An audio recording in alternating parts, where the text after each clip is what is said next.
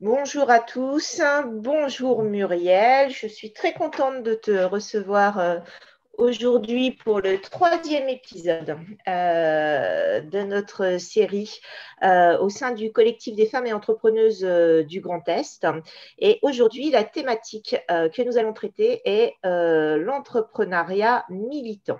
Tu vas nous expliquer un petit peu ce que tu entends par ce concept-là, parce que je t'ai déjà entendu en parler lors de tes lives et j'ai trouvé ça hyper intéressant. Et c'est pour cela que j'ai décidé de t'inviter. Alors, je vais te laisser la parole. Tu vas te présenter, tu vas nous dire qui tu es, tu vas nous dire également où tu es, parce que tu n'es pas du Grand Est. Écoute. Bonjour, bonjour Virginie, bonjour tout le monde, hein, toutes celles et peut-être tous ceux aussi qui auront l'occasion donc de se connecter sur cette émission, ce troisième volet. En tout cas, merci beaucoup. Je suis très très touchée, très honorée, comme je te le disais, ne serait-ce que le fait que tu aies relevé cela, parce que c'est mon petit clin d'œil, c'est mon petit clin d'œil quand je communique. Ça me tient à cœur. Et donc, c'est vraiment un grand, grand, grand plaisir de partager. On est toujours très, très heureux de partager sa passion, des choses qui nous animent. Alors, je suis Muriel Tézénas. J'ai un petit peu plus de demi-siècle aujourd'hui. Donc, voilà, un petit peu d'heures de vol. Et donc, dans une ancienne vie, j'étais ce qu'on appelle aujourd'hui une slasheuse. Je dis cela avec beaucoup d'humour parce qu'à l'époque, j'étais simplement dispersée, mais aujourd'hui, les choses ont évolué. Je suis devenue une slasheuse. Donc, j'ai été aussi bien comptable euh, que consultante patrimoniale, que responsable business development, responsable de gestion clientèle. Bref, j'ai vraiment, vraiment, vraiment, j'ai l'impression d'avoir touché à tous les postes des entreprises, aussi bien dans le privé que dans le public. Enfin, j'ai travaillé même chez les Japonais. Enfin, j'ai vraiment, vraiment roulé ma bosse parce que tout simplement, je ne me sentais pas à ma place. Et je prenais du plaisir au début et puis c'était vite limité parce que j'avais ce désir de libérer ma créativité, d'être moi-même, de faire les choses comme je les entendais. Et du coup, oui, j'ai démarré l'aventure entrepreneuriale il y a quand même plus de 15 ans, doucement. Au début, c'était pas simple parce que c'était pas forcément autant plébiscité qu'aujourd'hui, hein, même si c'est pas encore tout à fait clair pour tout le monde. À l'époque, c'était un peu folle. Ça n'a pas tout de suite marché. Aujourd'hui, voilà, depuis bientôt 5 ans, j'ai créé le cabinet Gétro Consulting qui a pour mission simplement d'accompagner les femmes entrepreneurs à vivre de leur business. Je dis bien vivre de leur business, on parle bien d'argent, on parle bien de rémunération, on parle bien de ne pas simplement avoir une passion, mais c'est aussi de la monétiser et d'atteindre ses objectifs financiers. Pourquoi? Parce que je me suis rendu compte que beaucoup de femmes venaient à moi, surtout pour le volet consulting patrimonial, et que tout simplement, en creusant, eh ben, elles avouaient ne pas vivre ou vivre très mal ou carrément ne plus espérer vivre de leur activité, étant convaincue que l'entrepreneuriat est une clé de liberté avec S, est une clé de richesse avec S et de succès d'émancipation, mais c'est quelque chose de tellement merveilleux que je me suis dit, voilà, c'est devenu mon cheval de bataille. Et donc, on approche un petit peu de cette dimension de militantisme. Et donc, aujourd'hui, en tant que business coach, j'accompagne les femmes entrepreneurs. Je me suis spécialisée dans des domaines très précis pour cela. Donc, la productivité, parce que ce n'est pas toujours simple de faire le distinguo entre produire et être productif. Euh, le, euh, le rapport à l'argent, ça c'est très important. Alors là, on peut en parler jusqu'à demain matin entre la difficulté de fixer ses prix, de les respecter, de se faire payer, de se sentir digne, euh, de, de, de, tout simplement d'apprécier l'argent qui rentre. Bref, c'est très compliqué, c'est très complexe. Et aussi le closing. Donc, je suis aujourd'hui closer certifié et aujourd'hui, je suis surtout sur le closing parce que je trouve que c'est un merveilleux carrefour justement de toutes ces thématiques, la productivité, le rapport à l'argent, l'estime de soi, la vision, l'ambition. Vraiment, le closing permet de traiter toutes ces facettes-là. Et donc, aujourd'hui, je suis axée sur le closing. Donc, je suis aussi formatrice. Donc, Jetro Consulting est un organisme de formation référencé Datadoc et Pôle emploi. Donc voilà, et j'ai aussi accessoirement, n'est-ce pas, un réseau de femmes inspirantes que j'aime sur Facebook Oui, et sur LinkedIn. Donc oui, voilà, voilà, pour faire bref. pour Tu, faire tu te situes, tu te situes où, Muriel? Tu nous as pas dit, hein. Alors, oui, alors moi, je suis en Île-de-France, je suis vraiment en région parisienne. Mais j'insiste là-dessus, je travaille en dématérialisé bien avant le confinement. Disons que le confinement m'a fait passer de 50% à 90%. Et donc, je travaille avec la France, avec l'Afrique, avec les États-Unis, avec les Antilles. Je travaille vraiment avec toute personne qui a cette petite lucarne. Et donc, voilà. Donc, voilà, je travaille de ma salle à manger, puisque avec le confinement, j'ai décidé de ne pas retourner dans des bureaux. Je travaille de mon coin bureau tranquillement. Voilà, je me suis organisée et j'ai démultiplié cette dimension de distanciel que je vis très bien et que mes clients vivent aussi très, très bien parce que justement, on peut mettre de la vie partout où on est et aussi sur la toile. Donc, voilà. Donc, oui, vas-y, Virginie. Ok, merci pour cette belle présentation qui est déjà passionnant. Alors, concernant l'entrepreneuriat militant, est-ce que tu pourrais nous en dire un peu plus? En quoi tu te considères entrepreneuse militante? Parce que ça, c'est assez intéressant pour le coup. Euh, Peu sont celles qui se présentent avec cette étiquette. Souvent, on entend je suis chef d'entreprise, je suis entrepreneuse, je suis entrepreneur. Mais peu se disent entrepreneuses militantes. Donc, dis-moi un petit peu ce que tu entends par là et concrètement, comment tu déclines cette notion-là au quotidien dans ton business. OK. Alors, c'est vraiment, là, tu me touches au cœur. Alors, déjà, je vais te faire une confidence. Je l'ai pas affiché et assumé tout de suite. J'ai commencé par dire que j'étais passionnée, que j'étais engagée. Il y a eu plein de termes périphériques.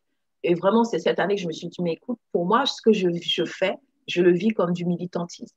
Je ne le vis pas, je le vis pas juste comme un simple engagement, c'est beaucoup plus fort parce que j'y crois vraiment. Et donc, du coup, c'était intéressant que tu puisses me permettre d'intervenir là-dessus et j'ai creusé moi-même. Et alors, quand j'ai regardé, je me suis dit, mais pourquoi ce terme-là me tient à cœur? Je me suis penchée sur la définition donc, du militantisme et j'ai vu que ça parlait tout simplement de cette attitude des personnes qui militent au sein d'un parti. Donc, c'est vraiment très lié à la politique. Et c'est marrant parce que moi, je le vis comme un engagement politique. Parce que pour moi, la politique, ce n'est pas forcément ce qu'on pense, c'est vraiment cette capacité de prendre le pouvoir, n'est-ce pas? Et donc de saisir son pouvoir. Et donc, j'ai aussi aimé le côté militer c'est vraiment lutter, agir sans violence pour ou contre une cause. Et donc moi, je ne suis pas dans une posture de lutte, mais je suis dans une posture plus d'action pour et non pas contre. Et donc moi, je suis dans ce militantisme peut-être beaucoup plus positif puisque j'agis pour. Et en tout cas, une chose qui est très, très intéressante quand on parle de militantisme, on parle aussi de cette connotation militaire. Donc, je suis effectivement très, très touchée par ça parce que j'agis pour, mais avec une détermination militaire dans le sens où, pour moi, ce n'est pas quelque chose d'accessoire. Alors, quand je parle de militantisme, c'est parce que je suis engagée et que j'agis avec conviction, avec passion, avec détermination euh, euh, pour quelque chose. Alors, pourquoi? Alors, je dois avouer que mon premier niveau d'engagement, ça a été l'entrepreneuriat en général. J'ai très rapidement compris que l'entrepreneuriat, c'était la clé de l'émancipation de l'être humain de façon générale. J'ai compris que le salariat avait ses limites, que le salariat ne permettait pas forcément de se retrouver, de s'accepter et de se dépasser, et que l'entrepreneuriat était vraiment une merveilleuse clé. Et à force d'accompagner des femmes, je me suis rendu compte que c'était d'autant plus important. Aujourd'hui, on a cette pleine conscience des inégalités qui existent aujourd'hui entre les hommes et les femmes dans tous les domaines, au niveau du salaire, au niveau des levées de fonds, dans tous les domaines, il y a toujours cette discrimination latente, d'accord? Sans compter les femmes qui sont victimes de toutes sortes d'abus et de violences, qui sont en position de faiblesse, qui sont des fois dans un foyer avec le mari qui travaille, et elles, qui sont en train de subir. Et des fois même, lorsqu'elles travaillent et qu'elles ramènent de l'argent, elles sont vraiment dans un rapport très faussé. L'entrepreneuriat, parce qu'il nous connecte à notre leadership, pour moi, c'est vraiment une des solutions. Ce n'est pas la seule solution, mais c'est une des solutions pratiques parce qu'une femme a besoin de rôle modèle pour s'inspirer, elle a besoin de lire, elle a besoin peut-être d'être coachée, mais l'entrepreneuriat, c'est passer de la théorie, du fait que je reçoive des informations pour me transformer, pour transformer ma mentalité, transformer ma vie, et là, je passe dans la pratique, je mets ma main dans le cambouis. En mettant ma main dans le cambouis, je transforme, mais d'une telle violence, ma perception des choses, du monde et de moi-même. Je peux me connecter à ma zone de pouvoir, je peux libérer ma puissance qui est particulière, qui est personnelle, qui est unique en tant que femme, en tant qu'individu. Euh, J'aime à dire que l'œuvre que je bâtis me bâtit et l'entrepreneuriat le permet. Et quand j'ai compris tout ça, je me suis dit, tu n'es pas simplement en train de coacher, tu es en train de faire quelque chose qui va plus loin, tu es en train d'ouvrir un chemin beaucoup plus grand. Et c'est là que je me suis dit, oui, je suis dans quelque chose qui est comme un engagement militaire, un engagement militant, parce que lorsque je m'adresse aux femmes, lorsque j'ai une femme en face de moi, je ne suis pas seulement en train de lui dire, tiens, tu vas appliquer telle ou telle méthodologie, tu vas actionner tel ou tel levier pour vivre de ton business. Je suis en train de lui dire, écoute, tu es un être de puissance. Et avec cet élément que j'ai, en tout cas que je maîtrise, il y en a d'autres, mais c'est celui que moi j'arrive à maîtriser, dans lequel je suis experte. Je vais t'aider à te révéler et à manifester ta puissance. L'objectif, c'est bien évidemment d'aimer ce qu'on fait, de vivre de son business, mais d'aller beaucoup plus loin. Et dans la mesure où ça touche la destinée, ça touche l'identité, ça touche quelque chose de tellement plus grand, je me dis que oui, donner sa place à cette dimension-là, travailler, œuvrer. Je me lève le matin, je me couche le soir, je cherche des programmes, je cherche des idées pour toucher un maximum de femmes. Et donc, cet engagement militant fait que, justement, je me suis vraiment déployée dans le réseau Femmes Inspirantes, qui est une association, mais que je suis en train de porter au-delà de la dimension associative, que je mets en place des programmes pour permettre aux femmes d'accéder à certaines notions, d'accéder à certaines connaissances.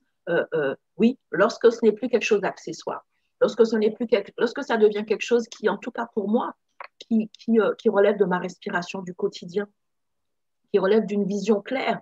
Par exemple, là, en ce moment, je viens de lancer une cohorte où je veux former 1000 femmes au closing, c'est-à-dire donner aux femmes gratuitement, donner aux femmes les clés de pouvoir convertir leur deal, vendre encore plus, être libre financièrement, pouvoir vraiment mieux vivre leur business, s'éclater dedans, réussir, goûter au succès pour pouvoir grandir en confiance en soi. Parce que c'est ça aussi. Au plus tu goûtes au succès, au plus tu as confiance en toi, au plus ta posture change, au plus tu comprends quelle est ta puissance et ta valeur. C'est l'échec, ce sont les paroles négatives, c'est l'environnement toxique qui font que mon estime de moi est affectée. Bref, en tout cas, moi, c'est cette clé que je transmets avec tellement de conviction, avec une vision tellement claire, avec une détermination tellement grande, qui fait qu'aujourd'hui, ce n'est plus un jeu.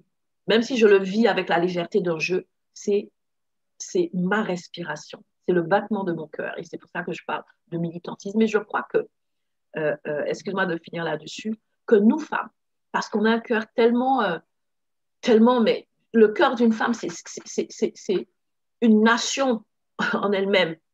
Et je me dis que cette dimension de militantisme, nous l'avons toutes. Nous l'avons toutes pour une cause, pour quelque chose de spécifique. Le truc, c'est qu'à un moment donné, c'est d'être tellement en phase avec soi-même pour que je puisse l'accepter et ensuite pleinement le manifester et l'exprimer et être un canal, être un pont, être une main, être une inspirante pour une autre. Comme je le disais au début, je n'ai pas commencé par ça. J'ai commencé par dire que j'étais passionnée, que j'étais engagée. Et quand je me suis rendu compte que pour moi, en tout cas, je ne dirais pas que c'est une question de vie ou de mort, mais en tout cas, ça a un rapport direct à la vie et à la mort, à la destinée. Donc oui, je l'ai assumé. Mais chaque femme a ce chemin-là dans un domaine particulier. C'est ça pour moi le plus important. Donc c'est pour ça que j'assume pleinement mon militantisme pour comment dirais-je, cette clé d'émancipation qui est l'entrepreneuriat féminin. Oui. Bah, écoute, merci déjà pour ce témoignage qui est très, très fort. Alors, tu as employé des termes relatifs à l'affect, hein. Tu as parlé du cœur et en effet, enfin, je pense que c'est ce qui transpirait de tes propos. C'est quelque chose qui te tient vraiment à cœur, qui vient des tripes. Donc là, on est vraiment dans le domaine de l'affect. Donc, on a bien compris qu'en effet, c'est plus qu'un business, quoi. C'est quelque chose que tu vis au quotidien et qui t'anime. Donc, ça, on a compris la puissance du message. Alors, lorsqu'on a préparé cette émission ensemble, on a aussi parlé de quelque chose que j'avais remarqué. Alors, moi, je te vois passer sur les réseaux. Je vois que tu es une femme d'influence sur les réseaux, hein, et que ton influence dépasse bien largement la France, hein, et que tu touches notamment les îles, tu touches l'Afrique, voilà, les États-Unis, tu nous disais tout à l'heure. Et quelque chose, moi, à chaque fois me surprend, c'est l'engagement de la communauté africaine sur le sol africain. C'est-à-dire que régulièrement, moi, je rencontre des entrepreneuses françaises qui ont des liens forts avec l'Afrique et qui entreprennent le développement d'une fondation, le développement d'une école en Afrique. Et alors ça, je trouve ça juste incroyable, génial. Et je voulais un petit peu que tu nous en parles parce que ça, c'est quand même un trait qui me semble important de noter au sein de la communauté africaine en France, hein. Oui, ça aussi, c'est une des facettes de ce militantisme. Il y a bien évidemment plusieurs facettes, hein, n'est-ce pas? Ça me nourrit et je le nourris de ma créativité. Et c'est vrai que en tant que Noire, donc j'ai toujours un regard particulier sur l'Afrique. On a pleinement conscience, en général, dès l'enfance, que voilà, que je suis directement liée à cette terre. Et donc, voilà, donc j'ai démarré mon aventure entrepreneuriale avec un rapport plus ou moins confus par rapport à l'Afrique. Et je dois avouer que c'est vraiment cette année que cela a été beaucoup plus, que ça a pris du sens. Parce qu'on fait certaines choses, peut-être dans la bonne direction et qui sont de bonnes choses, mais tant que ça n'a pas un sens particulier pour nous, alors notre déploiement est différent et on vit les choses différemment. Donc, j'avais déjà conscience que l'Afrique est quand même le continent où l'entrepreneuriat féminin est est le plus fort. Vraiment, c'est le continent numéro un en matière d'entrepreneuriat féminin. Et ça, vraiment, comme justement, ce sont mes thématiques cœur, âme, sang. Donc, ça me parlait déjà. Dans mes échanges, dans mes rapports, ça me portait. Ceci étant, c'était quand même un petit peu teinté parce que lorsqu'on lit certains rapports, c'est énormément réduit à cette dimension d'entrepreneuriat de nécessité. C'est-à-dire que voilà, entre guillemets, ils n'ont pas le choix. Et donc, ça fausse un peu le jeu. Ça fausse un peu le jeu. Et c'est vraiment cette année que j'ai vécu quelque chose de particulier, puisque pendant le confinement, j'ai eu l'occasion d'intervenir sur l'impact de cette crise sanitaire que nous traversons sur l'entrepreneuriat féminin. Et donc, lorsque j'ai été contactée par le Club Efficience pour intervenir là-dessus, c'était donc sur l'entrepreneuriat féminin, mais j'échangeais énormément avec des femmes d'Afrique à ce moment-là, beaucoup plus que d'habitude, et j'étais en train de percevoir quelque chose qui me parlait. Je percevais des notions qui m'interpellaient et qui me correspondaient. Je me suis rendu compte d'une chose, que ces femmes, on parle de cet entrepreneuriat de nécessité, mais ça va beaucoup plus loin, parce que ces femmes qui sont engagées dans l'entrepreneuriat, peut-être que le point de départ et que la motivation première, c'est la nécessité, mais lorsqu'elles commencent à développer leur chiffre d'affaires, elles réinvestissent dans leur famille, dans le village, dans aussi des secteurs tels que la santé, tels que l'éducation. Bref, elles deviennent des actrices fortes, des piliers, et cela dans tous les pays d'Afrique, elles ont cela en commun. Ce n'est pas un entrepreneuriat de complaisance, ce n'est pas un entrepreneuriat, bref, je ne trouve pas d'autres termes. Quoi qu'il en soit, c'est un entrepreneuriat engagé et militant. Elles sont dans un engagement. Et ce sont ces femmes, justement, qui, elles aussi, vont pouvoir créer des orphelinats, des écoles, des puits. Bref, elles deviennent des acteurs incontournables. Des fois, simplement au niveau de leur commune, de leur ville, de leur village. Mais c'est tellement beau. Et j'ai vécu quelque chose de particulier parce que pendant le confinement, au niveau du réseau Femmes Inspirantes, nous avions mis en place un programme d'entraide. Et pour ma part, donc j'avais mis en place un programme que j'appelais OEG. OEG qui veut dire trouver la crise dans l'opportunité. Pardon, trouver l'opportunité dans la crise, c'est mieux l'inverse quand même. Et du coup, j'avais mis en place des capsules, des micro-coachings et surtout le samedi matin, j'avais continué un programme que j'avais déjà de workshop, donc d'accompagnement hebdomadaires pour travailler les plans d'action pour que les filles ne puissent pas être happées par les émotions et vraiment rester focalisées sur leur stratégie. Et je me suis rendu compte que des femmes d'Afrique se connectaient. Le truc, c'est quoi? C'est que pour moi, 8 heures du matin, c'était 6 heures du matin pour elles. Ouais. Elles se connectaient et elles étaient là. Il y avait 3 heures, c'était 3 heures tous les samedis matins, donc pour elles de 6 heures à 9 heures, elles étaient là. Et elles étaient là toutes les semaines. Et lorsque le confinement a pris fin et que j'ai dit qu'on arrêtait, elles m'ont dit on veut continuer. Et là, je me suis dit, ces nanas-là, elles ne jouent pas. Elles sont engagées parce que ce n'est pas simplement faire du business, avoir de l'argent, c'est soutenir l'économie, soutenir l'éducation. J'ai trouvé ça tellement fort et tellement beau que là, je me suis dit, OK, tu as la réponse à tes réponses. Tu as de quoi aller plus loin. Et aujourd'hui, je travaille ce volet-là encore plus pour aider les femmes entrepreneurs africaines à être entendues, à avoir plus de portée, à pouvoir vraiment trouver les ressources dont elles ont besoin pour cet engagement militant dont elles n'ont pas conscience. Pour moi, ce sont des femmes militantes qui portent des causes au-delà de l'entrepreneuriat. Et l'entrepreneuriat devient l'outil qui permet justement de porter ces causes-là. Ces femmes, de façon intuitive, ont compris que l'entrepreneuriat est une clé de liberté. Je disais liberté avec S parce que malheureusement, on est dans cette société. Lorsque tu as les moyens, tu peux choisir.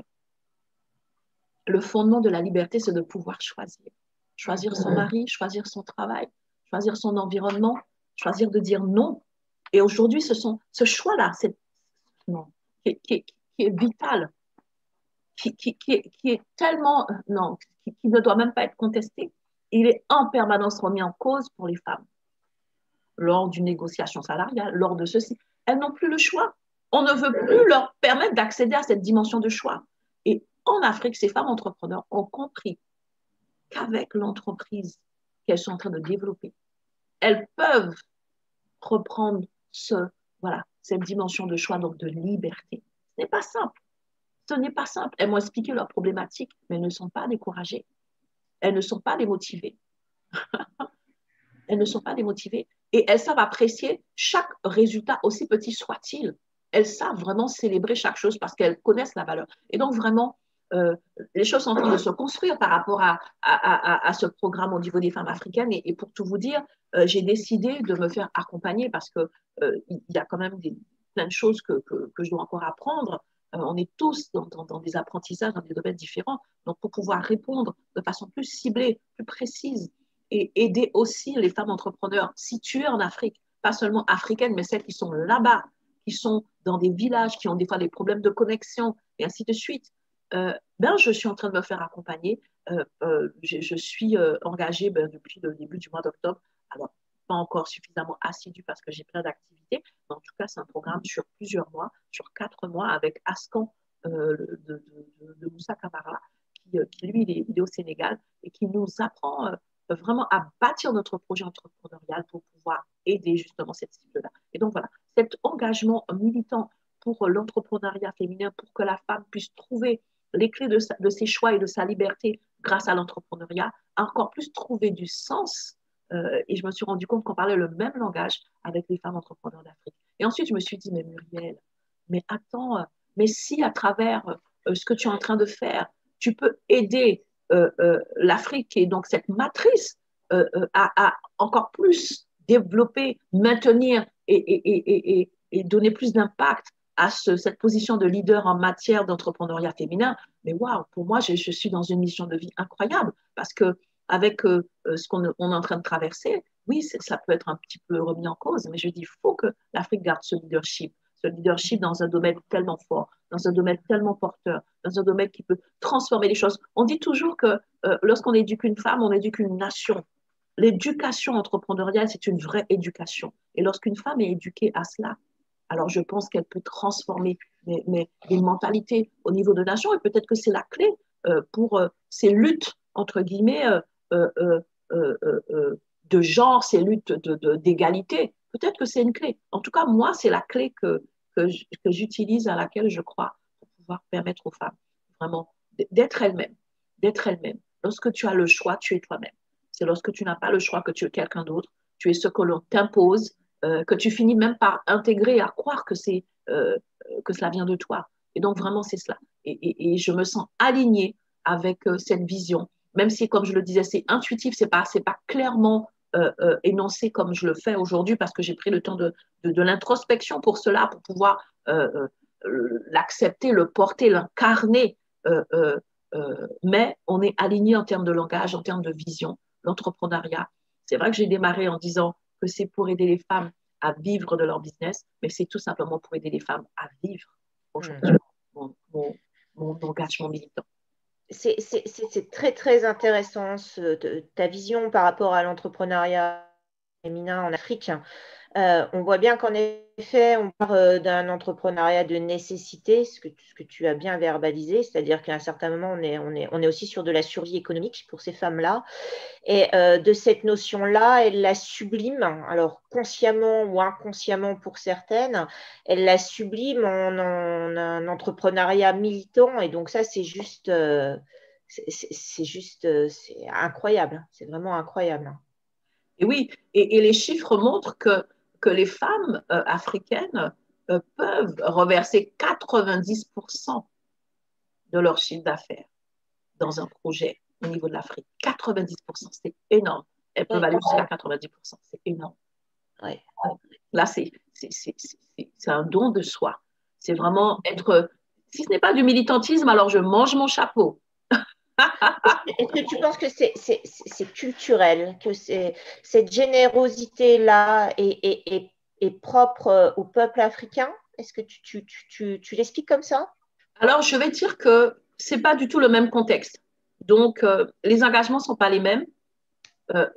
Entre guillemets, les combats ne sont pas les mêmes. Lorsque tu es peut-être dans un village, dans une commune, dans une ville, où ne serait-ce qu'un puits fait toute la différence, lorsque tu décides d'investir pour aider à amener des solutions, tu ne le fais pas avec le même niveau d'engagement que peut-être dans une ville où il n'y a pas ce souci d'eau, où ça peut être considéré comme accessoire. Donc, effectivement, cette dimension de nécessité, c'est peut-être cela qui amène l'être humain à se dépasser.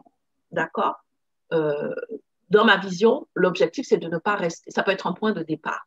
Ensuite, on est dans quelque chose qui est dans le plein accomplissement de soi. Et c'est vrai que pour avoir échangé avec des femmes un petit peu je dirais pas du monde entier, mais en tout cas de différents horizons, souvent le fait que, je donne un exemple peut-être qui peut faire grincer des dents, mais le fait d'être entrepreneur, j'ai d'un côté, j'ai Pôle emploi, ou alors j'ai mon mari, ou j'ai ceci, même si effectivement j'ai des difficultés, parce que peut-être que j'ai le syndrome de l'imposteur, parce que peut-être ma famille ne me porte pas, je ne suis pas dans la même notion de nécessité.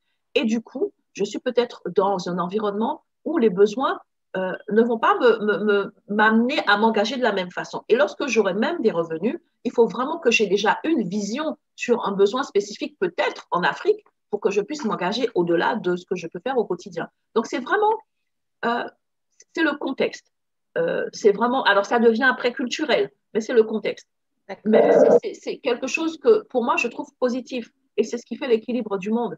Il y a quelque chose qu'on dit chez nous en Guadeloupe, je suis originaire de la Guadeloupe, je vais le dire en créole et après je vais le traduire, qui dit ça qui ni dents, pas ni noisette, ça qui ni noisette, pas ni dents. Ça veut dire que ceux qui ont des dents n'ont pas de noisettes et ceux qui ont des noisettes ont des dents. Et donc, euh, par exemple, en Europe, l'accès à l'entrepreneuriat est super facilité, à la formation, à tout ce peut être déployé en ligne, c'est super facilité. Et pourtant, il y a beaucoup de femmes qui ont du mal à se dépasser dans leur aventure entrepreneuriale. En Afrique, elles ont pas tout cela. C'est vraiment, c'est fait souvent de briques et de broc. Moi, j'ai des femmes qui, des fois, elles se connectaient 10 fois, se reconnectaient, ça coupait l'électricité, tout et tout. Mais elles avaient un moteur tellement puissant. Et donc, pour moi, ça fait l'équilibre. Certaines ont ce moteur, d'autres ont les moyens. Et l'entrepreneuriat, c'est quand même les deux. C'est quand même les deux. C'est voilà, ce beau mariage voilà, de moteur. Voilà, ça te nourrit et tu le nourris. Mais pour moi, lorsque je parle de closing, je parle beaucoup d'amour, mais en fait, pour moi, c'est vraiment une histoire d'amour. Il faut s'aimer soi, il faut aimer l'autre, il faut aimer le principe d'accomplissement de soi. Et s'il n'y a pas cet amour-là, on ne peut pas parler de passion, on ne peut pas parler de militantisme, tu ne peux pas aimer si tu es aigri, frustré. L'amour, c'est quelque chose qui sublime tout. Et c'est un merveilleux moteur. Et donc, je pense que ces femmes d'Afrique, quand elles sont en train de s'investir pour un puits, pour une école, pour quelque chose, elles ont de l'amour. Peut-être toutes ces petites jeunes filles ou ces garçons qu'elles ne connaissent pas, mais quand elles sont en train de voir, en penser, dans leur esprit, de dire, voilà, je vais amener des solutions pour un village. Bref, il faut de l'amour. Il faut de l'amour. Le militantisme, et c'est pour ça que dans ma traduction, je n'ai pas choisi, parce que le militantisme est dit comme lutte contre. Moi, j'ai choisi agir pour. Parce que dès l'instant qu'on est dans une lutte et qu'on est contre, pour moi, on est en train de sortir de ce qui est simplement l'amour et le don de soi. Donc, même si on a l'impression de lutter, mais moi, pour moi, je le traduis toujours comme j'agis. Je mets en place un plan d'action, j'ai une stratégie, j'agis pour quelque chose. J'agis pour là où il y a peut-être de l'obscurantisme, amener de la lumière. Là où il y a du découragement, amener du désespoir, mais surtout donner du sens et une direction à ce qu'on est en train de faire. Je ne suis pas simplement en train de vendre, je ne suis pas simplement en train de vendre des produits, des services. Il faut que je comprenne que ça peut avoir un impact beaucoup plus grand, non seulement sur ma destinée, mais sur la destinée de plein d'autres personnes. Ce que je bâtis, me bâtit. Et ça, c'est tellement puissant. Merci Muriel pour ce beau message d'amour. Oui, on a terminé sur un message d'amour et ça, c'est quand même tellement puissant. Moi, j'aime ta vision qui dit que tu es militante, mais tu ne combats pas contre un système ou voilà, tu fais avec et tu es force de proposition.